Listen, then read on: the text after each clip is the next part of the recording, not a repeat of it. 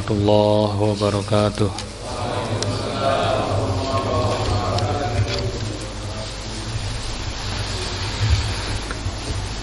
Alhamdulillahirrabbilalamin.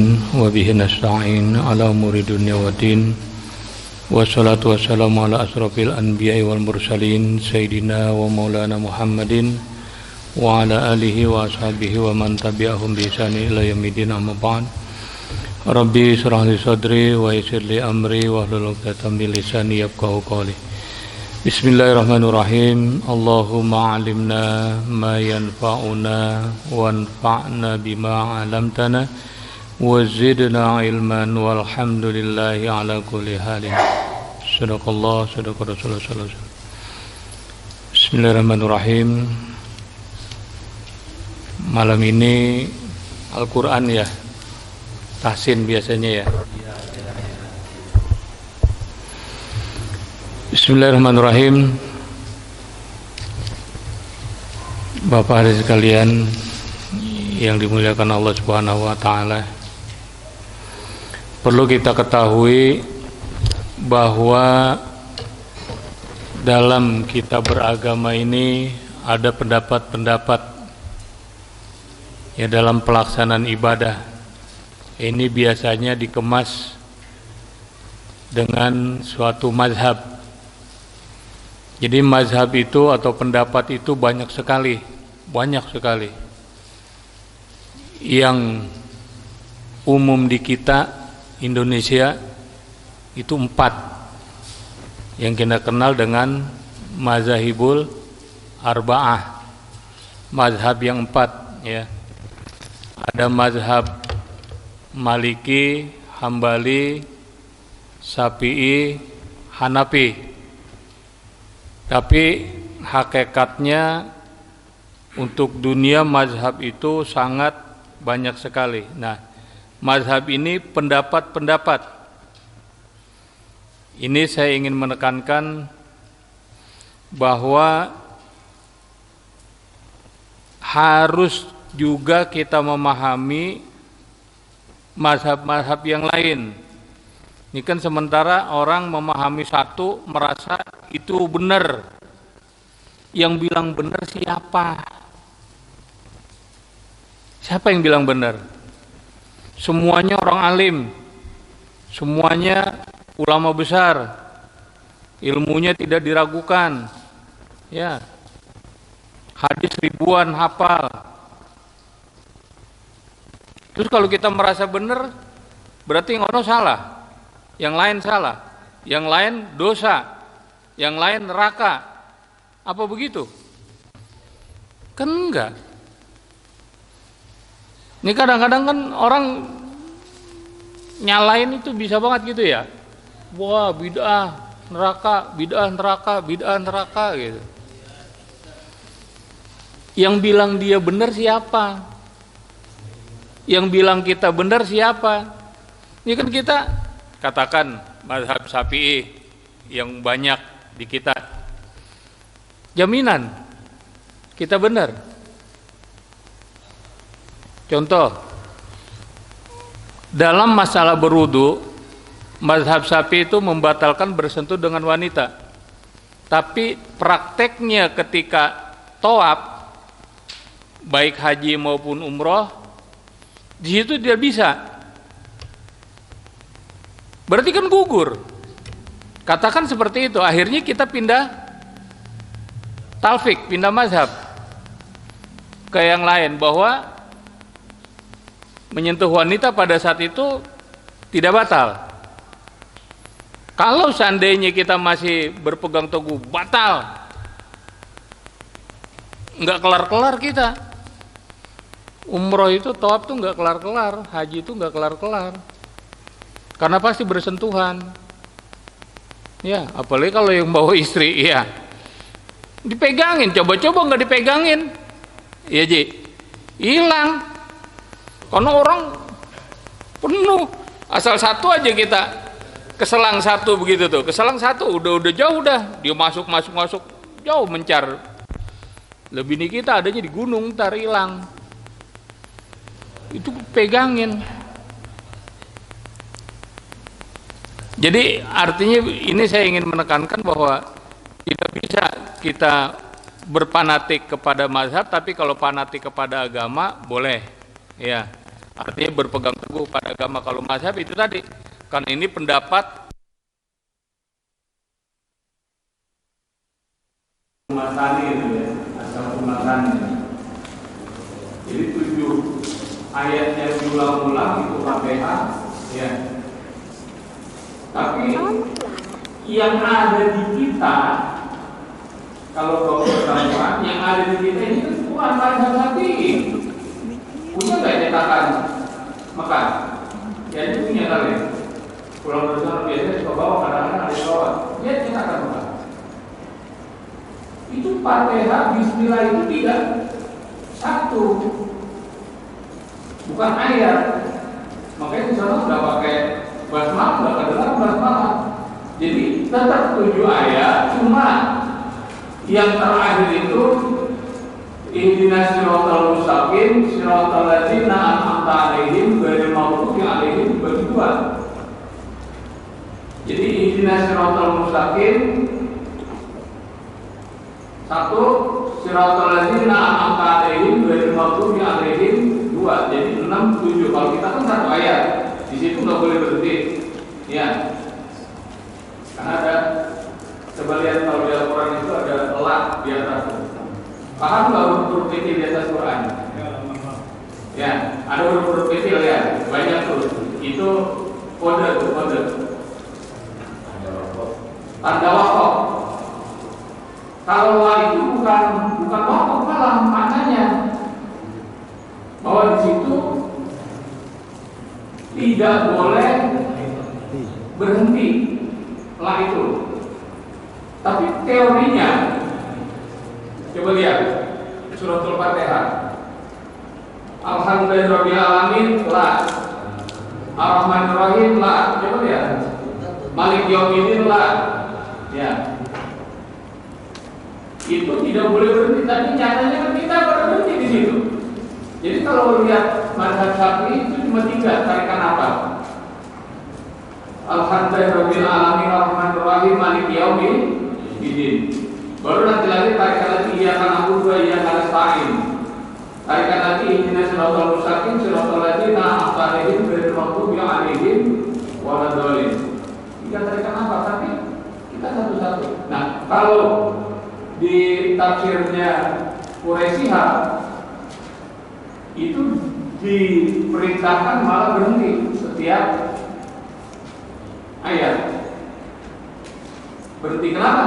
Karena ada diskusi bahwa di setiap bacaan kita Fatihah itu ada jawaban dari Allah. Ada jawaban dari Allah, maka disuruh berhenti.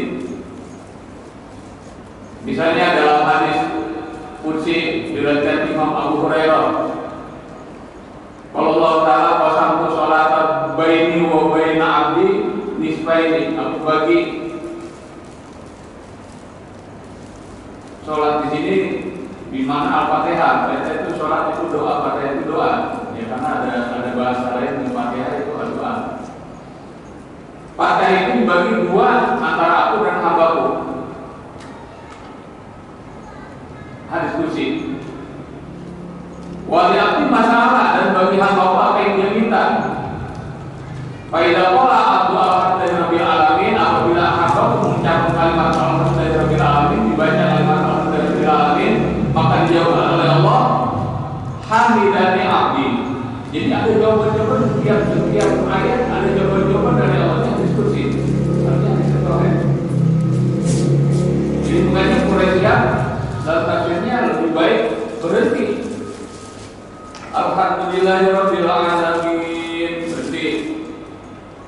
Karena ada jawaban dari Allah. Lah kalau kita alhamdulillahirabbil alamin arrahmanir rahim maliki yaumiddin yang tarawih yang 5 menit itu, ya. Maliki yaumiddin itu kapan jawabnya amankan. Ya, masa Allah jawabnya itu buru-buru juga? Ini misalnya katakan seperti itu.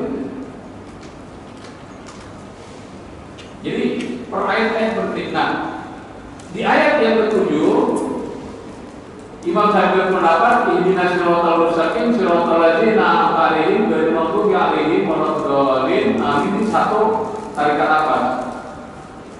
Satu ayat. Tapi di Mekah sendiri sumber turunnya Al-Quran itu 2 ayat. Jadi satu maknanya 7 ayat. Al-Quran itu 7 ayat. Cuma Fatihah ini tidak Bismillah tidak termasuk dalam surah Al-Fatihah, karena Bismillah ini dikatakan pembuka. Karena ada yang mengatakan bahwa bukalah, dahulukanlah dengan baca Fatihah dalam setiap kita memulai sesuatu pekerjaan. Ya. Baca Bismillahirrahmanirrahim. Tapi Bismillah ini saya katakan lebih kuat dari segalanya. Kenapa? Karena ayat yang lain ini adanya kan setelah turun Al-Quran. Ya. Semuanya kan waktu ayat Al-Quran turun belum ada bunyi alhamdulillah belum ada itu semuanya. Alif lam mim dari kita belum ada semuanya. Yasin belum ada semuanya. Tapi Bismillah sudah ada dari zaman Nabi Sulaiman alaihissalam, itu sudah dipakai. Ketika Nabi Sulaiman kirim surat ke Ratu Balkis, apa? Kan ada di surah An-Naml, innahu min Sulaiman wa innahu bismillahirrahmanirrahim ala ta'lu alayya wa kuni muslimin. Wah, bismillah. Makanya aliran-aliran yang berikutnya, agama berikutnya, bismillah itu nama Allah itu dipakai. Makanya saya katakan sering, jangankan yang kita muslim ya, yang kejawen yang dukun juga kalau baca mantra mesti baca apa dulu? Bismillah dulu, dengerin. Kalau tadi kalau gitu saya berdukun dong.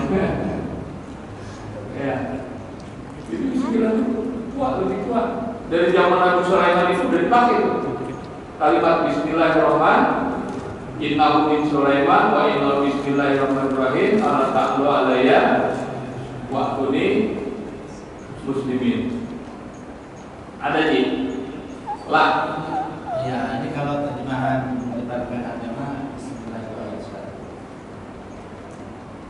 Alhamdulillah ayat 2, Ar-Rahman ayat 3 sampai terakhir ayat 2. Iya, semuanya 7. Yang cetakan dari luar juga sama 7 ayat. Cuma Bismillah di kita masuk 1 surah, ya surah pertama. Tapi punya cetakan luar enggak? Biasanya kalau pulang haji suka bawa tuh, dapat dari suatu suka dapat ya cetakan luar. Enggak ada ya? Hah? Itu tidak angka 1 Bismillahnya.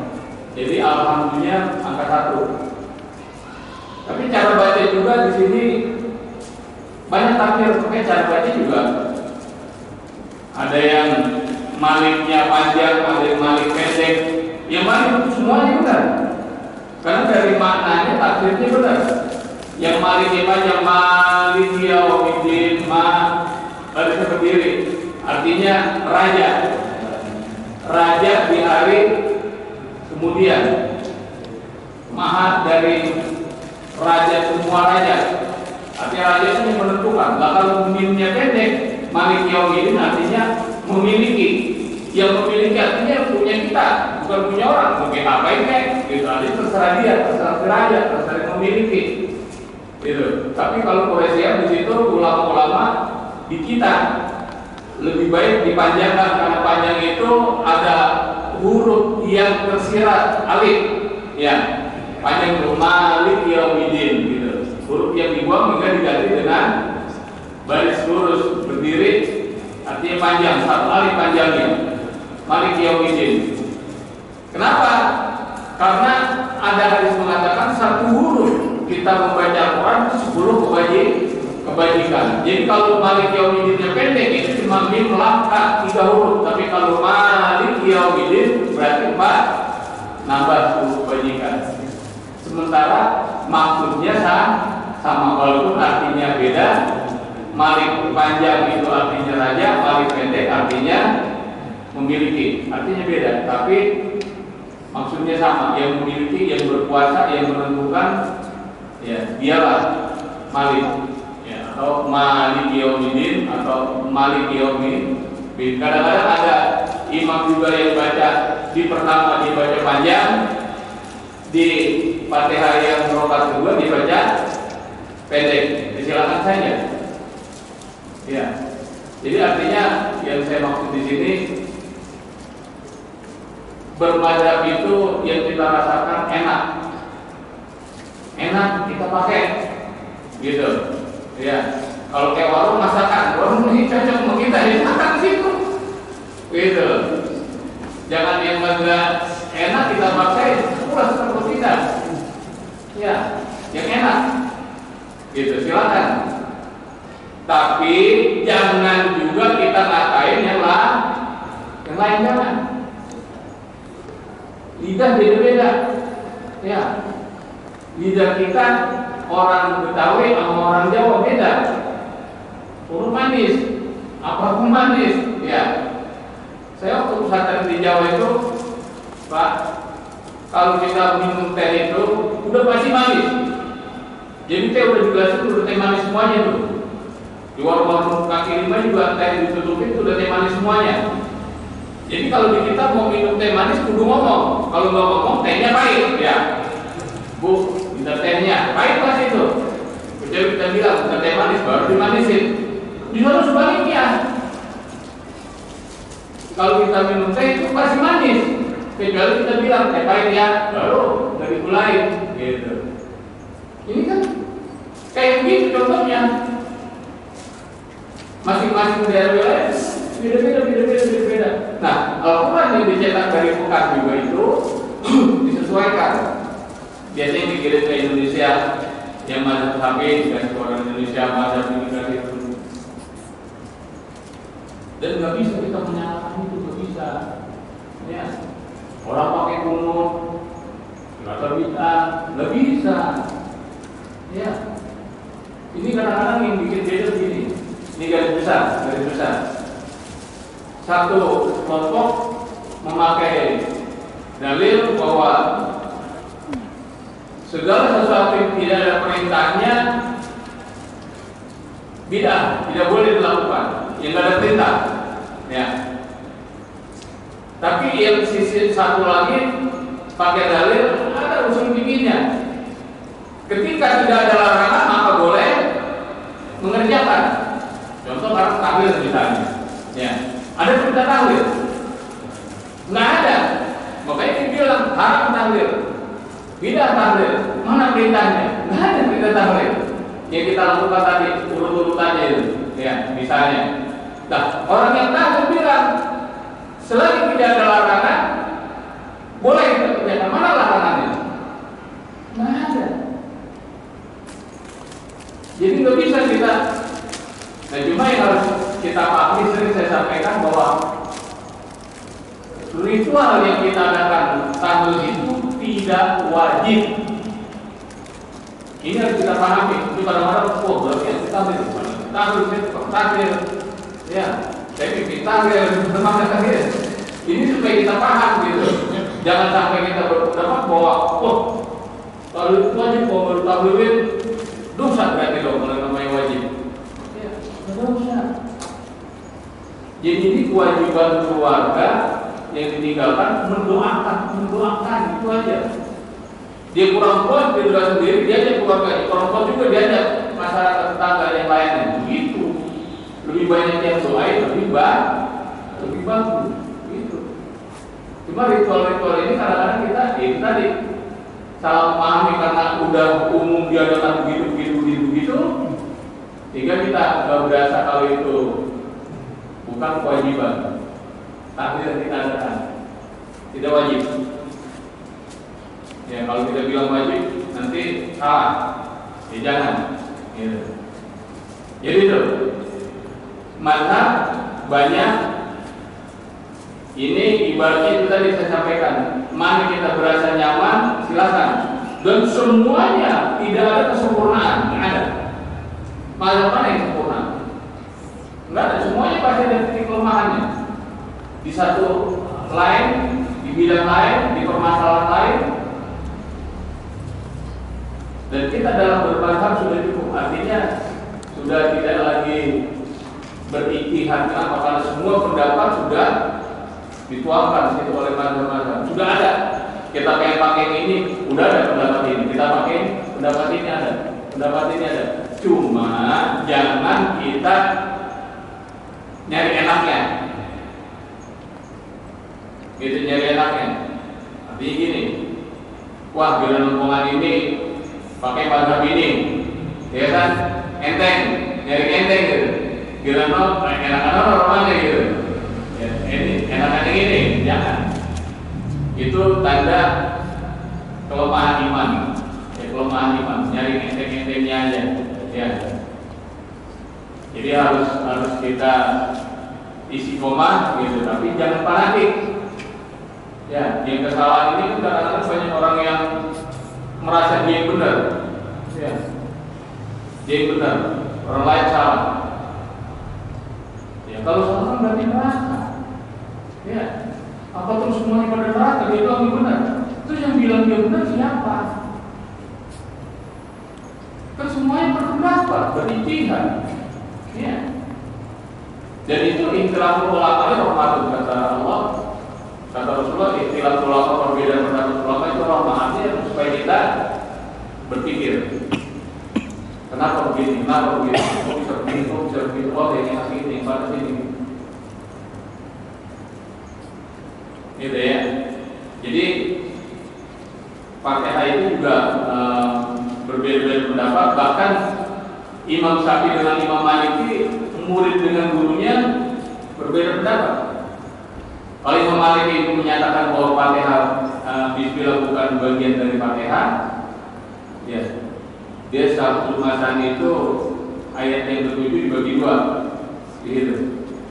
Jadi itu harus berhenti, boleh berhenti. Dan dalam ulama tafsir bahwa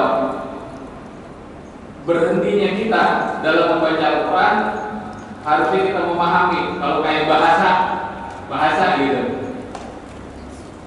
Misalnya apa nih? Saya ingin pergi ke pasar bersama teman-teman, atau saya pergi ke pengajian di masjid bersama teman-teman. Gitu, itu berhenti di situ, gitu istilahnya. Dan saya ingin berhenti ke masjid bersama teman-teman, itu kan nanti memahaminya susah. Gitu. Jadi silakan. Misalnya tadi ihdinas siratal mustaqim itu berbeda maksud dengan yang kedua siratal ladzina an'amta 'alaihim ghairil maghdubi 'alaihim waladdallin. Amin. Ya. Ihdinas siratal mustaqim, tunjukilah jalan yang benar, jalan yang lurus. Jadi kata ihdinas siratal juga ini jalan yang raya, jalan besar. Jadi kalau mendapat ulama tafsir, nggak usah kita takut nggak muat di jalan itu ya. Semuanya mendapat petunjuk gitu. Jadi jangan khawatir dengan petunjuk yang kita dapat semuanya. Karena di situ lega nih sudah jalan raya. Kalau sabila itu sabil itu artinya jalan kecil, jalan-jalan gini jalan kecil. Kalau sirata itu jalan yang besar. Ihdina itu makanya sulit. Kadang-kadang kalau kita menjelaskan tafsir itu kan dari bahasa pemahamannya, ya. Kalau ihdina ilah itu artinya tunjukkan. Makanya di sini sebetulnya tafsirnya menurut imam-imam tafsir itu terjemah, ya terjemah di Quran terjemah. Ihdina siratal mustaqim, tunjukilah aku jalan yang lurus, jalan yang benar maksudnya ya. Ihdina di situ. Nah, kalau ihdina ilah itu artinya tunjukkan, tapi sini kan ihdina doang, bukan ihdina ilah siratal mustaqim, maksudnya begitu. Ini bahasa, bukan Al-Quran yang saya maksud bahasa. Kalau di sini bahasanya ihdina kemudian ada ilah setelah ihdina, itu artinya tunjukkan. Tapi kalau ihdina saja itu artinya tuntun, antar, bawa. Jadi ada beda. Tafsirnya dari arti dalam bahasa itu. Jadi makanya kalau kita bilang ihdina ila siratal mustaqim, baru situ tunjukkan aku jalan yang lurus. Tapi kalau ihdina siratal mustaqim itu bukan tunjukkan, minta di lebih daripada menunjukkan gitu. Pak, masjid Hayat Rumah mana? Ihdina ila, no di sono. Lurus saja dari sini Pak, itu ihdina ila tuh. Artinya menunjukkan no di sono gitu. Tapi kalau ihdina saja, ayo kebetulan saya juga mau sono gitu misalnya kan. Ini kita sama, dianterin tuh. Jadi sebetulnya ini pemahaman dari tafsir, kadang-kadang terjemahan itu harus betul-betul dari ulama-ulama tafsir yang cerita itu ya, seperti itu. Sama seperti Bismillahirrahmanirrahim aja juga. Di situ kan ikhtilafnya banyak. Bah itu mempunyai berapa makna. Malah Profesor Sato itu mengatakan ada 16 makna dari bab itu. Ya. Malah dalam tafsir Al-Misbah Profesor Koresian itu. Jadi di situ ada makna tersembunyi Bismillahirrahmanirrahim. Ya. Jadi kalau diartikan dengan nama Allah, gitu. Di sini ba ini isi anak, artinya permohonan. Jadi ba itu banyak, ada ba harfun jar, ada ba harfun qasam, huruf sumpah, ya. Ada ba bimakna ilah atau ba bimakna fi, ya. Ini banyak akibat di situ, ya. Cuma di sini ba ini untuk menunjukkan ketauhidan, ya, ketauhidan kepada Allah Subhanahu wa Ta'ala, ya. Ismun, nama. Kenapa kita pakai dengan nama? Kenapa enggak langsung aja? Itu ada hal bertanya kalau kita memahami. Bismillahi, kenapa dengan nama Allah? Kenapa enggak langsung billahi? Ya, atas nama Allah. Allah kan masih ismun juga ya, Asmaul Husna. Dari sini artinya untuk menguatkan kalimat Allah tadi. Ya. Sisipan untuk menguatkan kalimat Allah tadi. Jadi pakai ismun Bismillah. Padahal kalau kita langsung aja juga billahi, itu artinya mengandung dengan nama Allah, karena Allah itu ismun. Ya. Asmaul Husna. Karena Allah Asmaul Husna. Ismun, nama-nama Allah. Ya Allah Ar-Rahman Ar-Rahim, Ghafar, Ghafur, segala macam itu, Ar-Raja, Al-Latif, Kudus, ya. Nah, tapi di sini ada makna yang tersirat. Jadi tidak cukup sebetulnya kalau dalam tafsir itu kita bilang dengan nama Allah. Karena sama aja kayak gini kalau dalam tafsir itu dikatakan, apa kabarmu? Gitu ya. Kita bilang kan baik, itu cukup kan? Itu sama kayak gini. Apa kabarmu baik? Tapi ada sebelumnya, kabar aku baik, gitu. Jadi Bismillahirrahmanirrahim itu bukan dengan nama Allah yang Maha Pengajarnya, tapi aku mulai dengan nama Allah yang Maha Tinggi, karena sama ismin wasama samur rohman samawat itu artinya tinggi. Yang Maha Tinggi yaitu Allah Subhanahu wa Ta'ala. Ar-Rahman Ar-Rahim, alif lam dalam Ar-Rahman dan Ar-Rahim itu paling alif nakirah, ma'rifah. Alif lamnya ma'rifah. Di sini menandakan makna bahwa kesempurnaan, ya, alif lam itu. Allah yang Maha Sempurna Rahman dan Rahimnya. Makanya di situ ma'rifah. Kalau kita masih nakirah Rahman Rahimnya, kenapa masih tidak ada kesempurnaan? Nakirah itu masih umum. Ya, masih bisa macam-macam. Kalau Allah udah pasti, kayak gitu loh, masih ma'rifah udah pasti, Rahman Rahimnya udah pasti. Nah, Rahman Rahim ini sama sebetulnya kata dasar fi'ilnya itu 3 huruf. Fi'il itu kan 3 huruf. Roh, ha, mim, rahimah. Fa'ala, dari kata fa'ala. Itu kaidah ilmu nahwu sorof itu kaidahnya. Fi'il itu 3 huruf dari fa'ala, fi'il. Rahimah ini dengan rahim ini ada ulama yang mengatakan seperti kalimat majmu', satu kesatuan yang tidak bisa dipisah. Makanya nggak dipakai waw di situ. Rahman dan Rahim. Wow. Rahman wa Rahim, nggak pakai Rahman wa Rahim, nggak pakai waw. Kenapa? Karena dia satu kesatuan, sama aja kayak ada bahasa begini. Si Zainab hitam manis. Hitam manis itu satu kesatuan gitu. Kalau kita pisah si Zainab hitam dan manis, ayo beda lagi. Si Zainab itu hitam terus manis, ada duanya berarti. Tapi hitam manis beda dengan hitam dan manis gitu. Rahman Rahim beda dengan Rahman dan Rahim juga tidak pakai waw di situ. Atau ya. Harusnya kalau dalam kaidah nahwu itu pakai waw, karena atau yang ikut Rahman ikut Rahim. Ya, Rahim ikut Rahman, wawnya atau waw. Ma'iyah. Alif nunnya itu ya, Rahman itu kan panjang itu ya. Panjang itu kan alif aslinya tulisannya Rahman nun gitu. Itu menunjukkan dunia, artinya bahwa rahmannya Allah kepada seluruh makhluk yang ada di dunia, baik mukmin, kafir, semua makhluk. Rahmat dikasih. Makanya orang-orang yang mau sholat usaha dikasih ayat, dikasih ayat. Dia belajar pintar, dikasih pintar. Ya, apa yang diminta, apa yang dikerjakan dikasih. Ya, rahmat untuk dunia. Semua makhluk rahman dikasih oleh Allah. Tapi tidak semua rahim. Karena rahim adanya nanti di akhirat.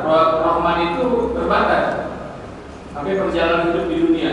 Tapi rahim kekal sampai ke akhirat.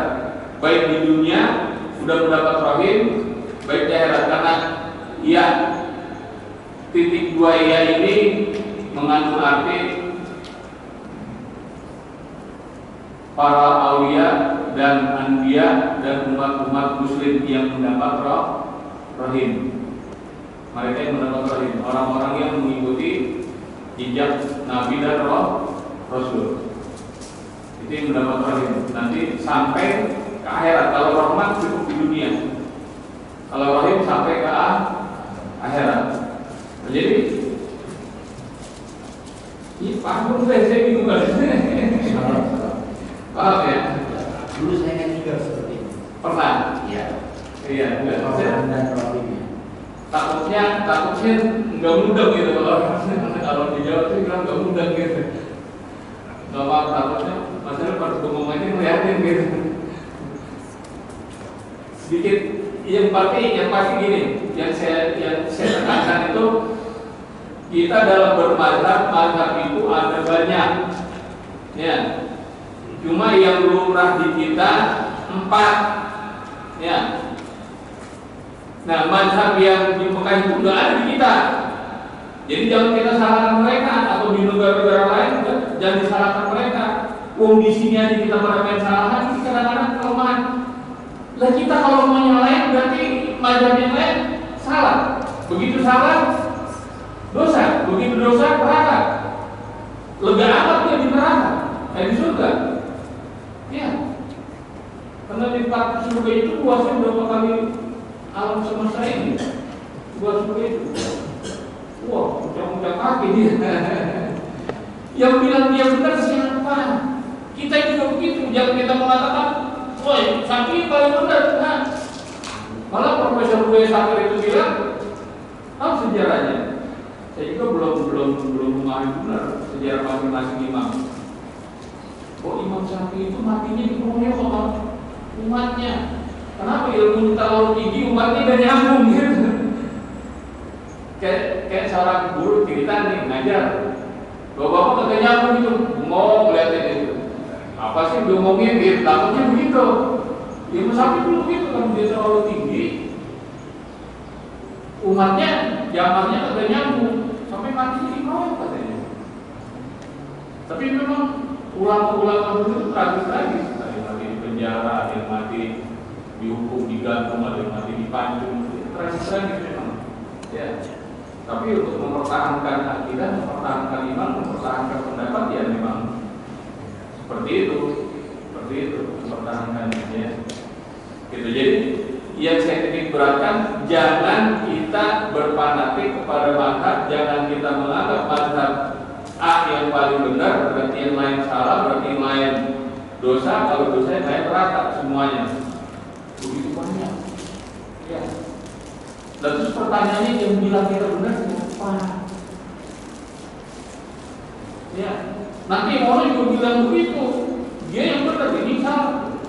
Karena di kita sendiri kan ada salah satu aliran, ya, tapi dia tidak mengaku sebagai aliran karena dulu pernah beberapa kali dibubarkan oleh pemerintah gitu. Ya, Islam Jamaah dan Kari dulu. Ya. Kalau sekarang kan ganti nama lagi, ganti baju. Orangnya gini juga gitu, bajunya doang diganti gitu. Karena diganti lagi DI gitu. Saya pernah waktu saya jadi ketua rumah, saya pernah beberapa kali kita adakan seminar tentang itu. Kita undang tokoh-tokoh mereka yang sudah keluar, yang sudah insaf, kita berbicara, termasuk Hermin Nasution dan lain sebagainya, itu kita undang dulu. Pernah saya melakukan itu, pencerahan supaya kita ngerti apa sih gitu. Ternyata memang jauh penyimpangannya itu, kalau itu jauh dari Islam, itu jauh penyimpangannya. Coba-coba dia punya masjid sendiri, nggak mau dia masjid kita, dia punya masjid sendiri. Dan kalau kita masuk ke masjid dia, dipel itu Pak, masukannya kita dipelototin, coba ya. Ada masjid dia, ada yang masuk, pelototin kita. Ya, gampang, karena dia kenalan semuanya dengan jamaahnya, dengan pengikutnya, nggak boleh. Makanya Nabi sudah bilang, laisa minna man da'ila asobiyah, wa laisa minna man qatala ala asobiyah, wa laisa minna man mata ala asobiyah. Golongan. Wah, ini bukan rombongan kita. Golongan itu rombongan. Dia bukan guru kita, dia bukan teman-teman kita. Gak bisa yang nolong orang harus grupnya sendiri, gak bisa. Karena kalau ada orang yang buruk misalnya dikali, lagi ngap-ngap, kita tanya dulu, mazhab siapa ente? Begitu, mati orang. Ya, kalau kita nanya dulu, anak mazhab anak, wah enggak lain mungkin saya. Di sini ada begitu. Saya sudah membuktikan di kita ini. Ada yang begitu. Yang lain golongan, bakal ditolong. Nggak bakal ada bantuan. Jadi berarti kira-kira rombongan dia atau orang yang bisa diharapkan mengikut dia, ya kagak dibiarin. Ya itu tadi kayak RPC Burfa, lain dia tolong rombongan lo gitu. Itu udah diancam apa? Laisa minna man da'ila asobiyah. Bukan dari golonganku, bukan termasuk umatku orang yang menggolong-golongkan golongan. Ya. Oleh samina man qatala al-sobiyah, orang yang saling berperang karena golongan. Oleh samina maka al-sobiyah, orang yang mati karena golongan. Baik. Dalam Islam itu ya. Jadi maksudnya yang ingin saya tekankan tadi, katakan seperti Fatihah. Di mazhab Syafi'i kita sudah melanggar, juga di situ. Ya. Alhamdulillahirabbil alamin itulah di atas. Lihat nanti kaidahnya. Ya. Itu maknanya waqaf mamnuh, dilarang berhenti. Lah. Nanti lihat di rumus tajwid. Tapi kita kan berhenti. Harusnya kita bisa tarikan apa itu? Alhamdulillahirabbil alamin arrahmanir rahim maliki yaumiddin. Berhenti. Kalau mazhab Syafi'i, iya karena berubah, iya karena nasta'in. Ihdinas siratal mustaqim siratal ladzina an'amta 'alaihim ghairil maghdubi 'alaihim waladdallin. Amin. 3 kali tarikan nafas. Tapi kan lihat yang mazhab Syafi'i belakangnya semuanya berhenti kan? Lah, waqaf mamnu artinya di situ lain. Saya pernah baca di Iqra itu lah itu justru lebih baik berhenti. Buka lagi. Koflang. Buka lagi. Sholat. Kalau sholat ya. Sholat lebih baik disambung. Sholat pelan. Kalau lelah, artinya waktu mau nggak boleh berhenti. Dilarang berhenti. Dilarang berhenti. Wajib berhenti. Ya. Buka rumus lagi rumus tajwid. Adanya rumus sama ini. Anu intar. Tugasnya dia.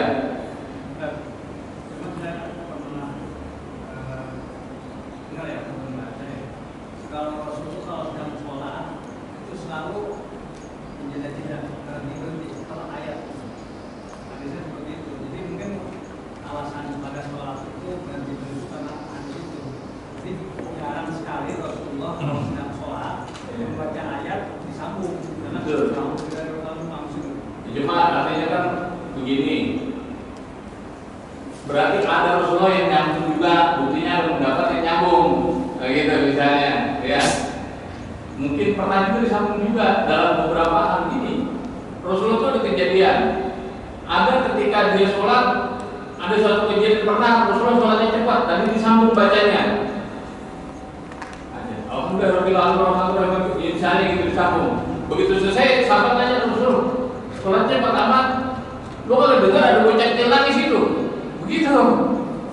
Itu siapa? Tahu nanti bahaya. Gitu, macam kemana takut? Gitu, bocah nangis. Terus ada ketika di lain pihak lagi Rasulullah bacanya lama bacaannya. Kenapa? Dibilang ketika sujudnya lama.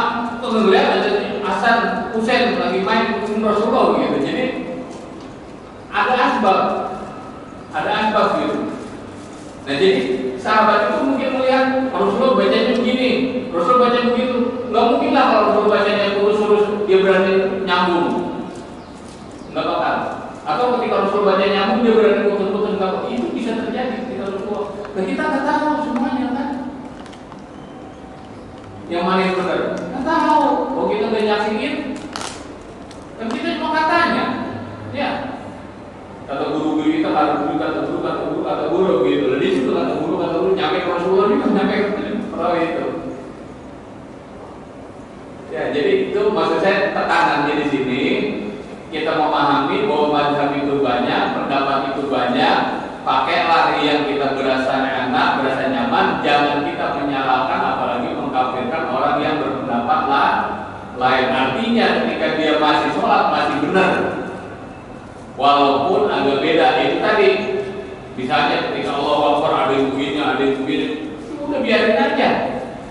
Wong ada dari sononya juga ada pendapat itu, biarin, gitu, ya.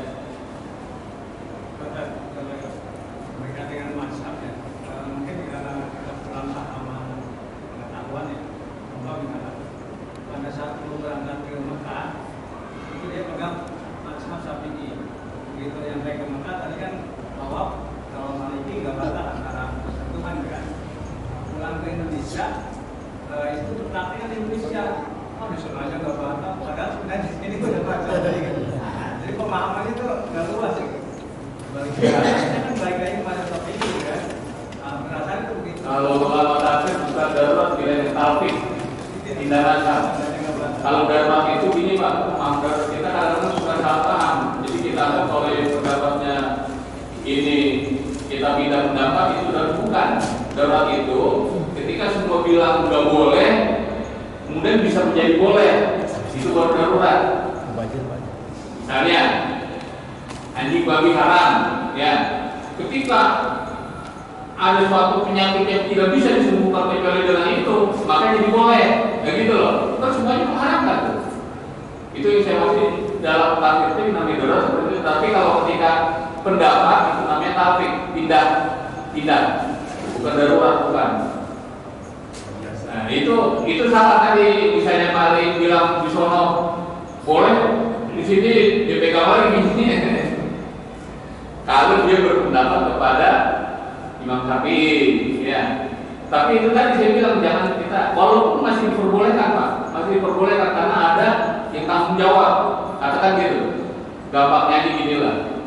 puasa hari Minggu, hari Senin, ya kan saya terjadi tuh. Kita puasa hari Minggu, hari Senin misalnya. Yang mana yang benar? Semuanya benar. Yang puasa hari Minggu benar, yang puasa hari Senin benar. Asal jam kita, memang kita imamnya imam hari Minggu, kamu Senin aja apa kita puasanya ini nggak boleh itu. Karena menandakan kelemahan imam, gitu. Jadi itu tadi maksudnya, wah kalau gitu emang kita baru sapi, tapi begitu kalau di Indonesia sebetulnya boleh kok begini mah nyampur aja dah, kayak aja. Nah itu kelemahan iman maksudnya gitu. Ya silakan aja, tapi mau nggak dibilang kelemahan iman kita? Itu aja. Jadi paham ya tekanan saya tekankan ini, mazhab itu banyak di kita itu yang populer cuma 4, tapi mazhab itu ratusan. Makanya saya baca kitab Bidatul Mujtahid. Itu kitab di Indonesia itu mazhab ulama-ulama dunia. Jadi satu ayat aja itu katakan ini ilal marofik, orang kudus sampai sekila. Kila itu artinya banyak Pak. Ada ilah bimakna goya, bima sampai. Ada ulama lain ilah ma'a artinya beserta, diikutkan, ada melebihkan. Itu di bawah ayat segitu aja itu pembahasan ulamanya itu banyak dibahas. Jadi ulama itu luar biasa ilmunya. Gitu. Jadi kalau kita nyalain ilmu kita siapa gitu, ya. Jadi itu aja dulu mungkin yang bisa saya sampaikan. Intinya dalam kita bermadhab, kita beragama, jangan fanatik dengan madhab, jangan kita menyalahkan, ya. Kalau ada yang begini begitu, kalau nggak tahu nanya. Guru kita kan ada tiap hari Senin, tiap Minggu, tanya, begitu. Jangan bilang, guru saya buang, jangan. Kita benar kita siapa? Memang kita menentukan benar salahnya, yang menentukan Allah. Kita hanya mencari jalan. Kira-kira ini enak dilakukan, dikerjakan. Ya, itu aja. Mudah-mudahan ada manfaatnya. Kalau